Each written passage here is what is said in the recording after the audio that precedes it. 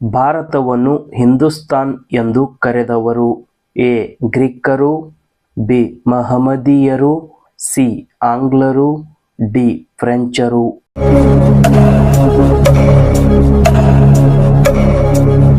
ಸರಿಯಾದ ಉತ್ತರ ಬಿ. ಮಹಮ್ಮದೀಯರು. ಬೆಳಗ್ಗೆ ಖಾಲಿ ಹೊಟ್ಟೆಯಲ್ಲಿ ಏನನ್ನು ಸೇವಿಸಬೇಕು? ಎ. ನೀರು, B. Coffee, C. Juice, D. Tea.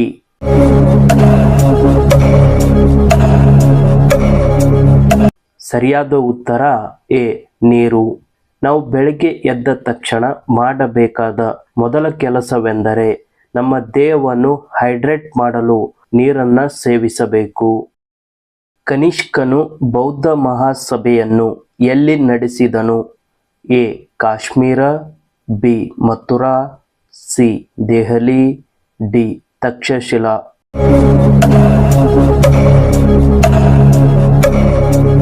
ಸರಿಯಾದ ಉತ್ತರ ಎ. ಕಾಶ್ಮೀರ. ಬೌದ್ಧ ಮತ ಪ್ರಚಾರಕರನ್ನು ದೇಶ ವಿದೇಶಗಳಿಗೆ ಕಳುಹಿಸಿದನು. ವಸುಮಿತ್ರ ಈ ಮಹಾಸಭೆಯ ಅಧ್ಯಕ್ಷನಾಗಿದ್ದನು. ಹೊಟ್ಟೆ ಬೊಜ್ಜನ್ನು ಕರಗಿಸಲು ಯಾವ ತರಕಾರಿ ತಿನ್ನಬೇಕು? ಎ. Tomato, B.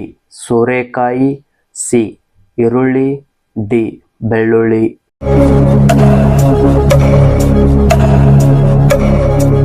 ಸರಿಯಾದ ಉತ್ತರ ಬಿ. ಸೋರೆಕಾಯಿ. ಹೊಟ್ಟೆಯ ಬೊಜ್ಜನ್ನು ಮತ್ತು ದೇಹದ ತೂಕವನ್ನು ಕಡಿಮೆ ಮಾಡುವಲ್ಲಿ ಸೋರೆಕಾಯಿ ಪ್ರಮುಖ ಪಾತ್ರ ವಹಿಸುತ್ತದೆ. ಇದು ಕಡಿಮೆ ಕ್ಯಾಲೋರಿ ಮತ್ತು ಹೆಚ್ಚಿನ ನೀರಿನ ಅಂಶವನ್ನು ಹೊಂದಿದೆ. ಸಾಹಿತ್ಯ ರತ್ನ ಎಂಬ ಬಿರುದು ಹೊಂದಿದವರು? A. Kanishka, B. Nagarjuna, C. Charaka, D. ಅಶ್ವಘೋಷ.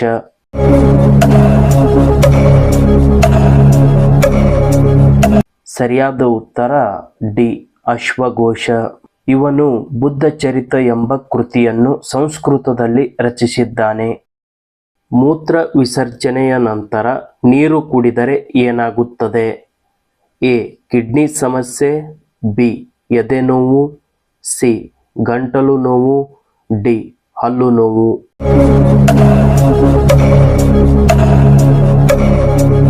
ಸರಿಯಾದ ಉತ್ತರ ಎ. ಕಿಡ್ನಿ ಸಮಸ್ಯೆ. ಮೂತ್ರ ವಿಸರ್ಜನೆಯಾದ ತಕ್ಷಣ ನೀರು ಕುಡಿಯುವುದರಿಂದ ಕಿಡ್ನಿ ಸಂಬಂಧಿತ ಸಮಸ್ಯೆಗಳು ಬರಬಹುದು. ಈ ಅಪಾಯವನ್ನು ತಪ್ಪಿಸಲು ಶೌಚಾಲಯಕ್ಕೆ ಹೋದ 15 ರಿಂದ 20 ನಿಮಿಷಗಳ ನಂತರ ಮಾತ್ರ ನೀರು ಕುಡಿಯಿರಿ. ಚರಕ ಸಂಹಿತೆ ಆಯುರ್ವೇದ ಗ್ರಂಥವನ್ನು ಬರೆದವರು? A. Vasumitra, B. Nagarjuna, C. Charaka, D. Chanakya.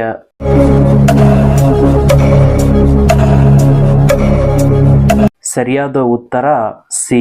ಚರಕ. ಚರಕ ಎಂಬುವನು ಕನಿಷ್ಕನ ವೈದ್ಯನಾಗಿದ್ದ. ಆಯುರ್ವೇದವು ಪ್ರಾಚೀನ ಭಾರತೀಯ ವೈದ್ಯಕೀಯ ಪದ್ಧತಿಯಾಗಿದೆ.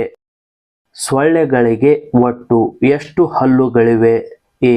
42, ಬಿ. 45, ಸಿ. 47, ಡಿ. 49.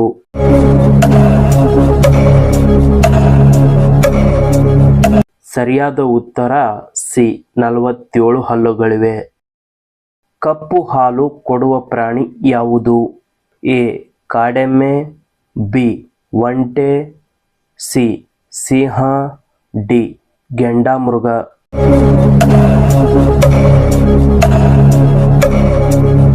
ಸರಿಯಾದ ಉತ್ತರ ಡಿ. ಗೆಂಡಾಮೃಗ. ಆಫ್ರಿಕನ್ ಕಪ್ಪು ಗೆಂಡಾಮೃಗ ಕಪ್ಪು ಹಾಲನ್ನು ನೀಡುವ ಪ್ರಾಣಿಯಾಗಿದೆ. ಪ್ರಪಂಚದಲ್ಲಿ ಸಾವೇ ಇಲ್ಲದ ಏಕೈಕ ಪ್ರಾಣಿ? ಎ. ಜಲ್ಲಿ ಮೀನು, ಬಿ. ಹುಲಿ, ಸಿ. ಸಿಂಹ, ಡಿ. ಆನೆ.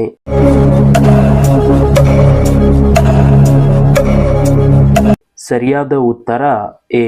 ಜಲ್ಲಿ ಮೀನುಗಳು.